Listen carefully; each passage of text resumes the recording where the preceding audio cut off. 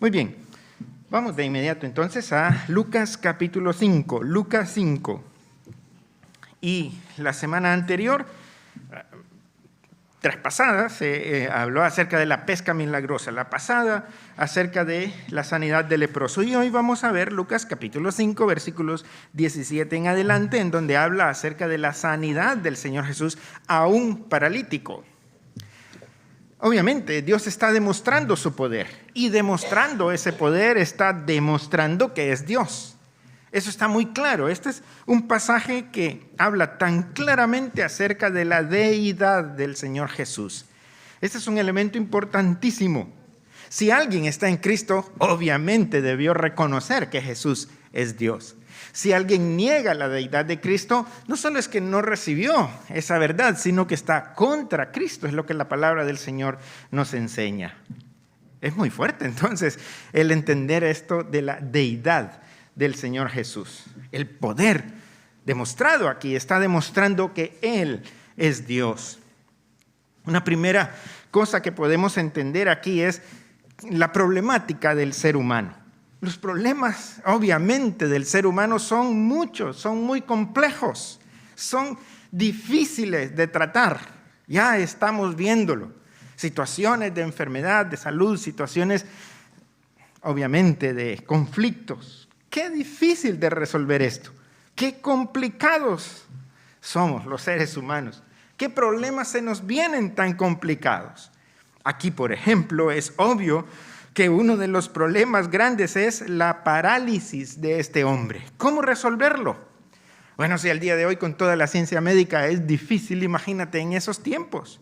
Eso es lo que dice el versículo 18, donde dice, sucedió entonces que unos hombres trajeron en una camilla a un paralítico. Ahí está la situación obvia, evidente de este hombre. Una enfermedad cruel.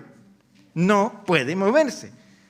Y por lo tanto tienen que llevarle. ¿Y quién puede trabajar en una situación así? Por lo tanto, podemos entender con claridad que al problema de la enfermedad se le agrega el problema de la pobreza, de la miseria. No sabemos si ese hombre de alguna manera tuvo algunos recursos para poder atender su enfermedad. Tenemos el caso de aquella mujer con flujo de sangre, donde dice la palabra del Señor que todo su dinero lo había gastado en la búsqueda de salud, búsqueda de los médicos que resolvieran su problema, independientemente. Qué caro sale enfermarse. Qué difícil es.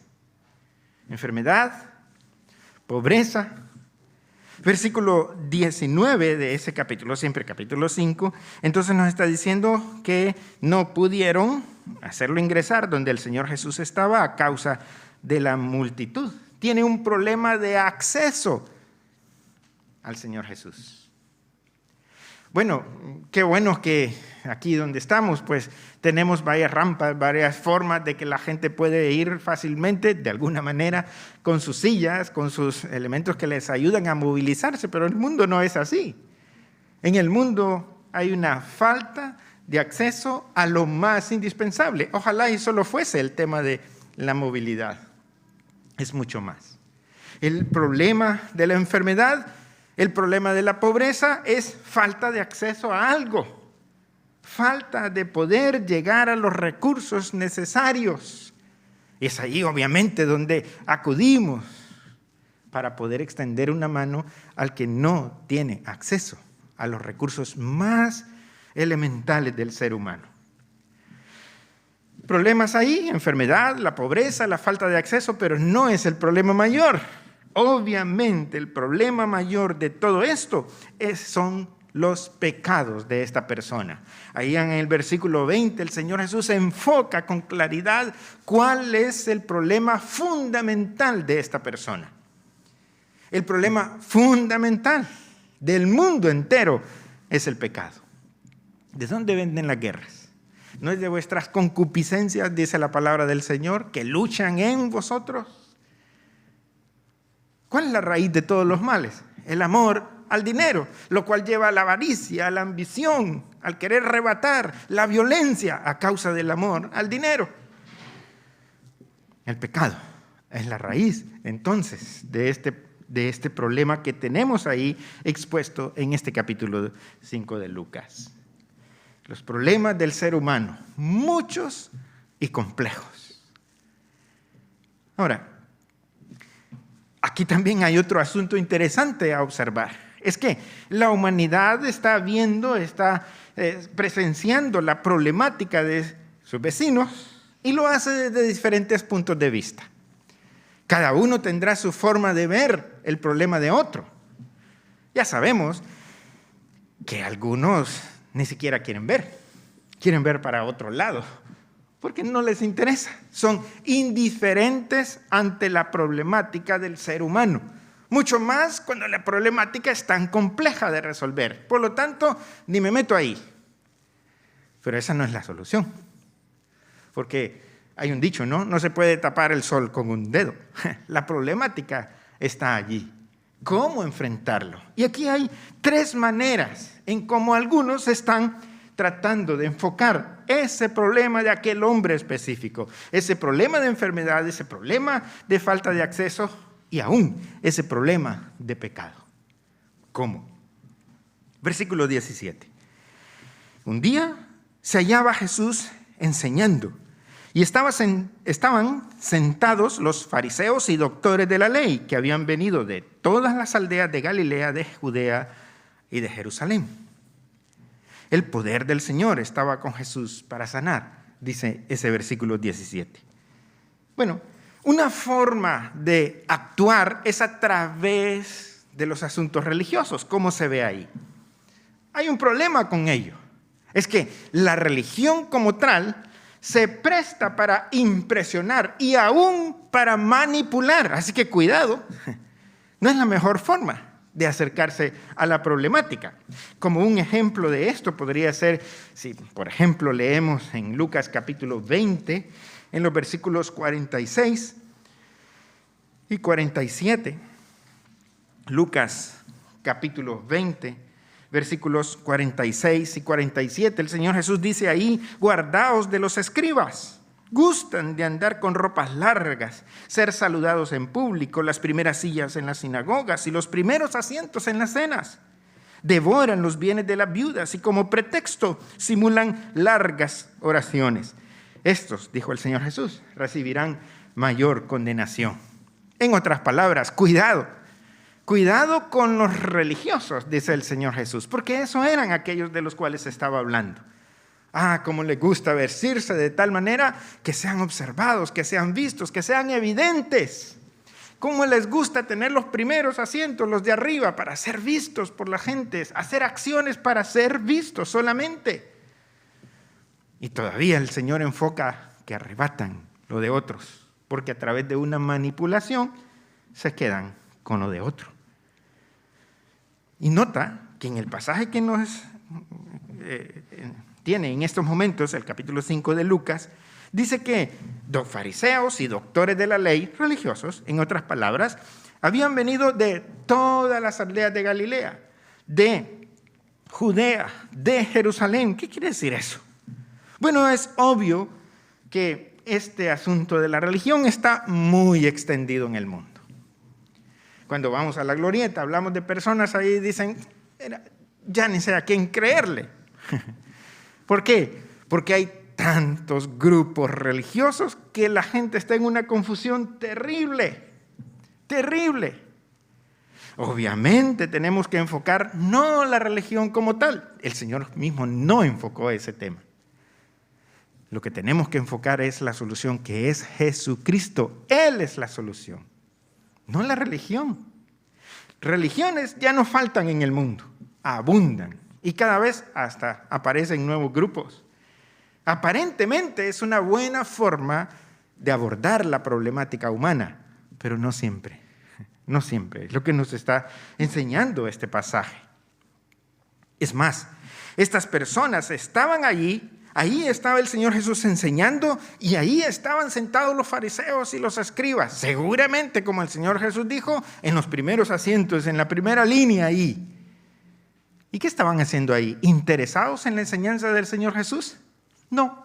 Como otros pasajes de la Biblia, Lucas capítulo 10, por ejemplo, que esta noche lo veremos en la iglesia de Murcia, Su interés era ver si podían hacer caer en alguna trampa en las cosas que el Señor Jesús decía. Ellos se creían dueños de la interpretación de la ley y por lo tanto dueños de toda tribuna en donde se hablase de Dios. Su interés no era aprender, su interés era, en ese sentido, creyéndose ellos superiores a los demás, su interés era supervisar la espiritualidad de otros, pero escondiendo la suya. Porque el Señor Jesús dijo, por ejemplo, aquí mismo en Lucas capítulo 11, en el versículo 39, 11:39, el Señor Jesús dice: vosotros, los fariseos, limpiáis por fuera el vaso y el plato, pero por dentro estáis llenos de rapacidad y de maldad, les dijo el Señor. Sí que podían ver a otros, pero el Señor, descubriendo su interior, dice: y qué podridos estáis por dentro. Qué terrible, ¿no? Qué fuerte. Es una hipocresía terrible. Por eso el Señor Jesús advertía a los suyos en el capítulo 12, versículo 1, les dice: guardaos de la levadura de los fariseos, que es la hipocresía. Problemáticas. ¿Cómo abordarlas? ¿Desde el punto religioso? Cuidado. Bueno, pero hay otro punto aquí muy interesante. En Lucas capítulo 5, volviendo a ese pasaje, dice: sucedió entonces que unos hombres trajeron en una camilla a un paralítico y procuraban entrar con él en la casa donde estaba Jesús para ponerlo delante. Pero no pudiendo hacerlo a causa de la multitud congregada, subieron encima de la casa y abriendo un hueco en el tejado, le bajaron con la camilla y le pusieron en medio, delante de Jesús. Hay unos amigos ahí de esta persona enferma, de esa persona empobrecida, de esa persona que no tiene acceso. Entonces algunos se levantan en solidaridad con él. Notas que es la segunda manera ahí de abordar la problemática humana. Una, la religión; la otra, la solidaridad. Le trajeron, le llevaron, tuvieron que hacer un sacrificio. Pero mira qué buenas personas estas, ¿no? Porque viendo que no podían hacer ingresar a este hombre hasta donde estaba el Señor Jesús, entonces, aunque se abrieron paso, entendieron, no habría de ser posible. Una multitud estaba en aquel lugar. ¿Cómo hacer llegar a este hombre? Y no se rindieron.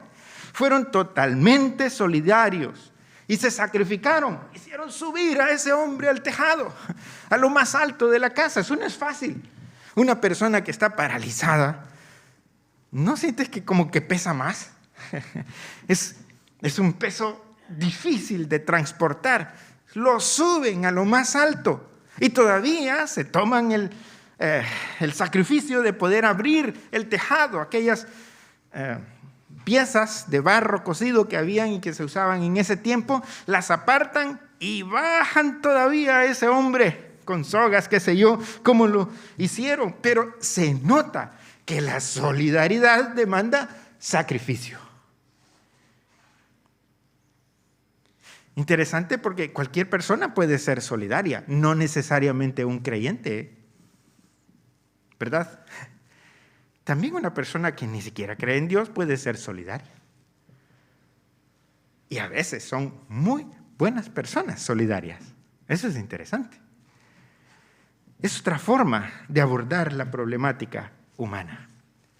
Pero hay algo más aquí en este pasaje, y es a enfrentar la problemática humana por medio de la fe. Nota, diferente religión a fe, totalmente diferentes. ¿Cómo vemos la fe ahí? La vemos en actos, es una fe en acción. Santiago capítulo 2, versículo 18 dice: yo te mostraré mi fe por medio de mis obras, dice Santiago. Tal como el amor no se ve, pero sí se ven los actos de amor. La fe tampoco se ve, pero sí se puede hacer visible, tal como Santiago lo dice, con obras. Obras. La fe debe llevar a las obras. La vida cotidiana debe estar en concordancia a nuestra fe. Eso es muy importante, que lo subrayemos en nuestras vidas. Aquellas personas que subieron a este hombre al tejado y desde allí lo bajaron, eran personas de fe.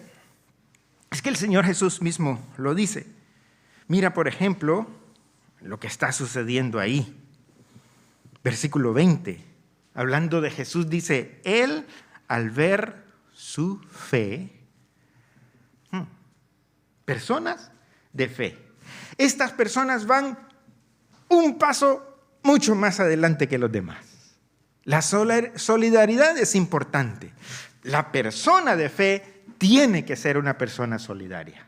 Y no necesariamente la persona de fe es una persona religiosa. Es muy interesante. Ahora, se nota la fe en estas personas en dos frases que anota el evangelista Lucas.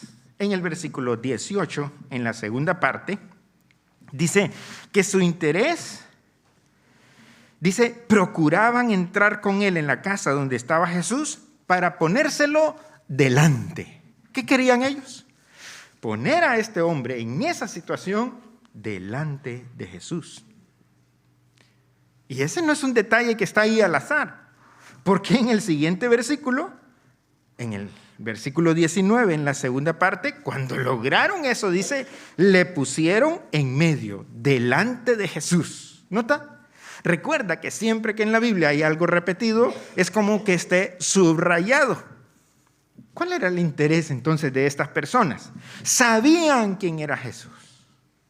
Sabían que Jesús es la solución. No es la última alternativa, es la respuesta. Y por lo tanto, su interés le lleva a dar pasos de sacrificio. Su interés de poner a esta persona en un estado precario, lo ponen delante de Jesús. Ahí hay una lección grandísima para nosotros. Muy grande. La lección que tiene que ver con compartir a Cristo. ¿Quién es Cristo para ti? Si Cristo es el Salvador de tu vida, no lo dejes para ti solo, es para compartir. Si Cristo ha sido la respuesta a tu vida, compártelo. Habla a otros acerca de Jesús. Pon a otros delante de Jesús. Por supuesto, esas personas en su relación con Dios, ellos tienen que tomar una decisión. Pero nuestro trabajo es ponerles delante de Jesús. Y eso está muy claro. Dios es la solución definitiva. Y ahí viene el grueso, ¿no?, de esta narración. ¿Qué va a hacer Dios con una persona enferma, empobrecida, una persona que tiene falta de acceso, pero que otros han hecho un sacrificio para ponerlo delante de Él? Y más aún, ¿puede hacer algo Dios por el pecado de esa persona? Y la respuesta está en todo este relato. Primero, cuando comienza el relato, dice, un día se hallaba Jesús enseñando. Y si tú lees los evangelios, una y otra vez encuentras esa expresión, que Jesús enseñaba, Jesús estaba enseñando. Fue a tal lugar y les enseñaba. Los discípulos preguntaban y les enseñaba, siempre hablando de su enseñanza. ¿Por qué? Porque es obvio que nosotros necesitamos aprender quién es Él y cuál es su plan para el mundo entero y para cada individuo de manera personal. Por eso el Señor Jesús elogió a aquella mujer que entre tantas cosas por hacer, prefirió estar a sus pies. Dijo, ella ha escogido la mejor parte. Porque como seres humanos, dentro de la problemática grande del mundo, si hay algo que necesitamos es aprender quién es Dios. Porque si no, no lo podemos enseñar. Si no lo aprendemos, ¿qué plan tiene Dios para este mundo? ¿Qué plan tiene Dios con todas las situaciones que se dan? ¿Qué plan tiene Dios para mi vida en esta circunstancia específica de mi vida? Necesitamos aprenderlo y solo se aprende a los pies del Maestro. Qué bueno que tenemos su palabra. Nuestra guía, nuestra luz, es lámpara a nuestros pies. Enfoquémonos en ella. Versículo 17, al final, la última oración de ese versículo dice: el poder del Señor estaba con Jesús para sanar. El poder del Señor Jesús estaba y está con el Señor Jesús para resolver la gran problemática del ser humano. Está todavía. Por eso, en el capítulo anterior, capítulo 4, en los versículos 18 y 19, el Señor Jesús, mientras se le invitó a leer las Escrituras, cogió el rollo de Isaías, y esa parte que en nuestra Biblia es Isaías capítulo 61, y él leyó: el Espíritu del Señor está sobre mí por cuanto me ha ungido para dar buenas noticias a los pobres. Me ha enviado para sanar a los quebrantados de corazón, para pregonar libertad a los cautivos, para dar vista a los ciegos, para poner en libertad a los oprimidos y para predicar el año de gracia del Señor. Notas que comienza diciendo esa porción: el Espíritu del Señor está sobre mí. Y cuando leemos el capítulo 5, se nos vuelve a hablar de lo mismo. El poder del Señor estaba con Jesús. Él es el Mesías, el enviado de Dios. Él es la solución para la problemática humana. Él es la respuesta. Y como ya hemos visto en el versículo 20, Él ve mucho más allá que lo que nosotros podemos ver.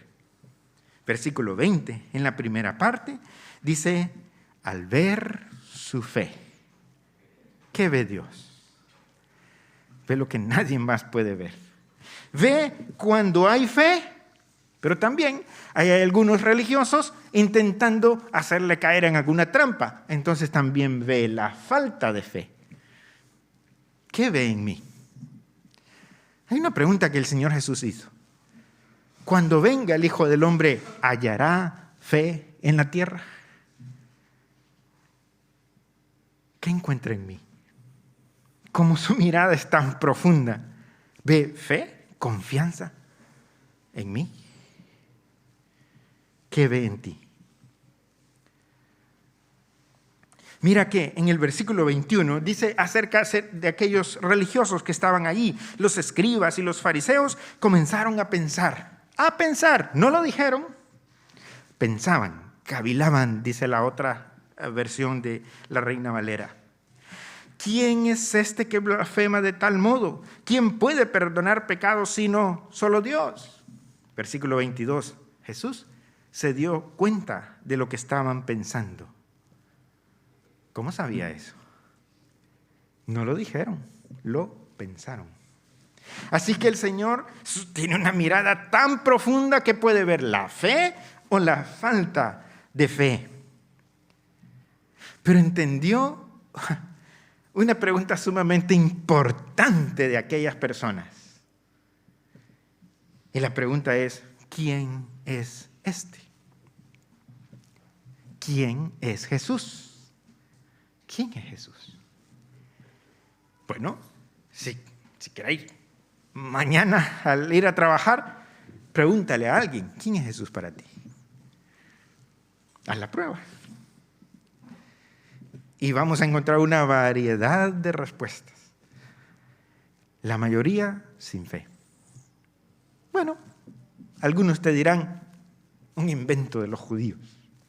Un invento de los primeros cristianos judíos. Algunos otros dirán: un buen hombre. Algunos otros dirán: un gran pensador. Hasta hay unos que dicen: un revolucionario. ¿Quién es Jesús? Esa era la gran pregunta de aquellos, una pregunta válida para el día de hoy. Y este pasaje nos enseña, y el Señor va, con las acciones que vienen, Él va a enseñar quién es Él. No da una respuesta, sino acciones que son la respuesta. Versículo 20. Él, al ver su fe, le dijo al paralítico: hombre, tus pecados te son perdonados. ¿Quién es Jesús?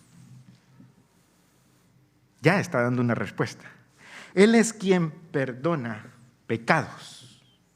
Aquellos mismos religiosos, cuando pensaban, cuando cavilaban en sus mentes, ellos decían dentro de sí, ¿quién puede perdonar pecados sino solo Dios? Jesús dijo, tus pecados te son perdonados. Nadie puede perdonar pecados sino tan solamente Dios. Él es Dios, nuestro Señor Jesús, perdonando pecados.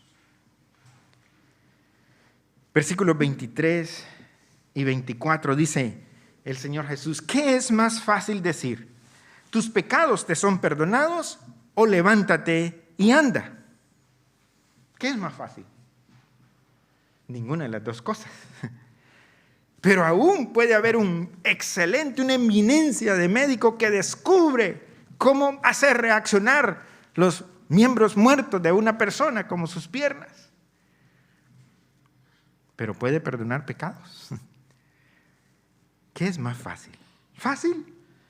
Ninguna de las dos cosas. Pero dice él en el versículo 24, sabed que el Hijo del Hombre tiene potestad en la tierra para perdonar pecados. Entonces se dirigió al paralítico con estas palabras, a ti te digo, levántate, toma tu camilla y vete a tu casa. ¿Qué es más fácil? Ninguna de las dos. ¿Qué hizo? Las dos. Perdonó pecados y a la vez sanó lo imposible para el hombre. Dos cosas imposibles. El hombre no puede sanar esos casos, como tampoco puede perdonar pecados. Pero como dice él y enfatiza eso, sabed que el Hijo del Hombre tiene potestad, es decir, autoridad. ¿Sobre qué? Sobre todo. Si Él es el Señor del universo, tiene autoridad sobre todo. Y por lo tanto tuvo autoridad para sanar como tuvo autoridad para perdonar pecados. Antes de ascender a los cielos, Él dijo, toda autoridad me es dada en el cielo y en la tierra. ¿Recuerdas? Por eso le llamamos Señor, el Señor que tiene autoridad sobre todo. Y es el mismo Señor del Antiguo Testamento. Ese mismo Señor que calma las aguas, las tempestades. Es el mismo Señor que quiebra arcos, corta las lanzas, dice la palabra del Señor. En otras palabras, Él puede traer paz. Amén. El único. Tiene toda autoridad. Y tiene un plan. ¿Y qué incluye su plan? Como eso es lo que queremos saber, ¿quién es Jesús? ¿Qué plan tiene? Bueno, versículo 25. Dice, al instante se levantó en presencia de ellos, tomó la camilla en que estaba acostado y se fue a su casa alabando a Dios. Aquel paralítico vino, lo trajeron en una camilla. Ahora él lleva su propia camilla. Qué interesante, ¿no? El detalle este que nos hace ver Lucas.